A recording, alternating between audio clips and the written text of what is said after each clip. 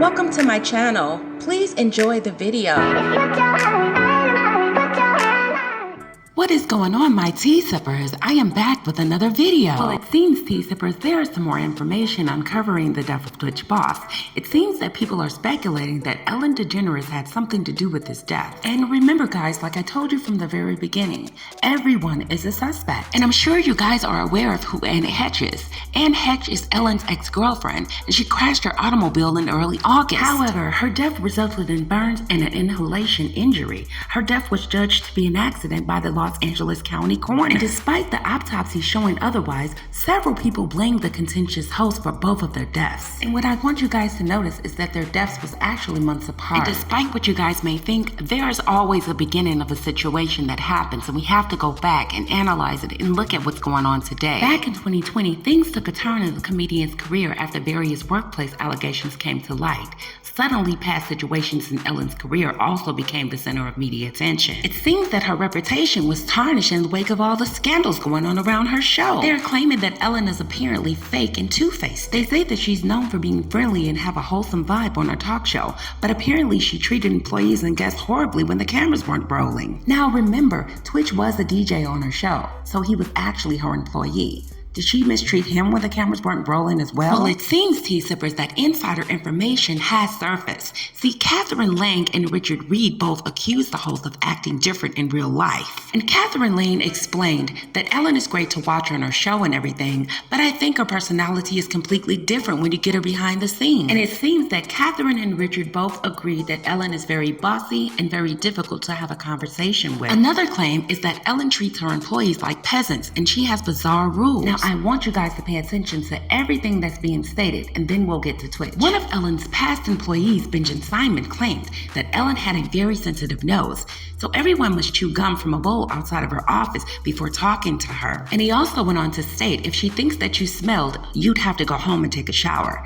Ellen's other strict rules were for staffing, including not talking to her when they were backstage. And get this, guys, her staff was exposed to racism and sexual harassment. And furtherly, guys, it was stated that Ellen wasn't only cold and distant to her staff, she had been accused of having a toxic work environment to develop under her leadership. And according to the information back in July of 2020, a total of 11 employees on her show said they faced racism and intimidation tactics while working for her. Shortly after, a second reported release that included statements from 36 employees. They said they were all subjected to sexual misconduct, assault, and harassment. And they stated that all of this was committed by the top producers on Ellen's show.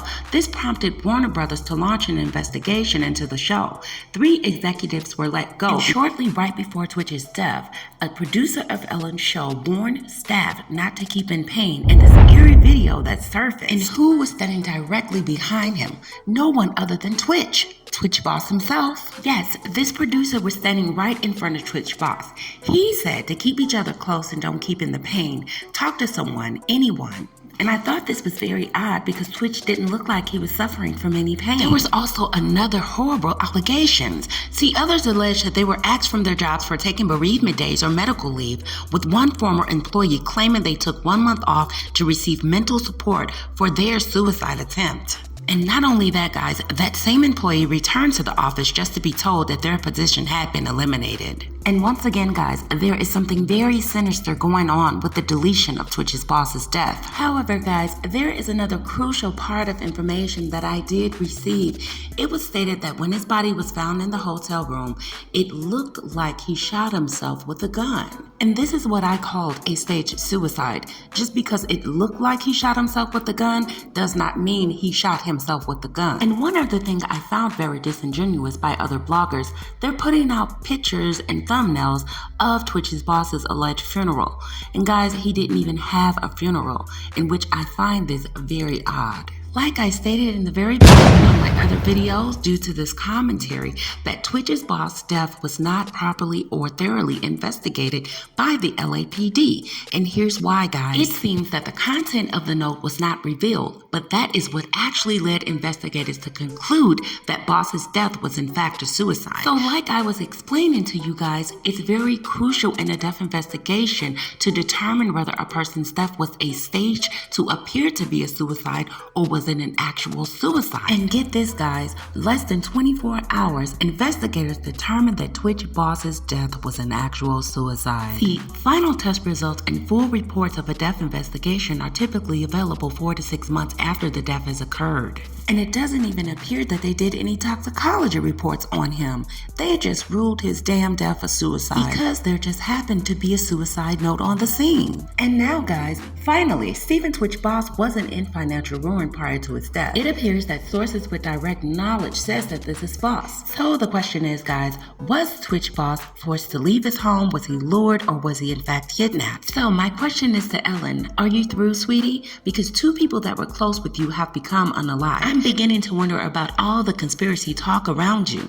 Did Twitch have something on you, Ellen? You got my attention. Guys, think about this. There has been no footages released to the public. No hotel footage of him going to the hotel, walking into the hotel, or even checking into the hotel.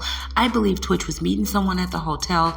He was lured there or even possibly taken there against his will. Now I want you guys to pay attention to what I'm about to say. Remember, guys, there were over 36 employees that had nothing to say nice about Ellen and how she treated them on the show. And remember, this is when the cameras were not rolling. Ellen stated over a decade she met someone that changed her life and their show. Now, in my mind, for her to give him a tribute, why was Twitch so special to her? But she treated all her other employees like trash. So, I love you so much, and it's been an emotional week, and it's just a coincidence that your mom's here. Like, we were going to do this, and then you told me your mom's here and your best friend's here, and so I just want to say this show is just what happened just now before we came back from break. We do those little tiny moments when we're singing a song, and you always make me smile and laugh.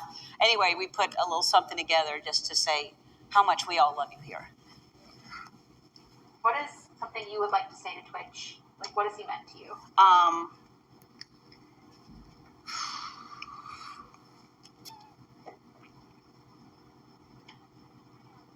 Well, I don't want to say goodbye.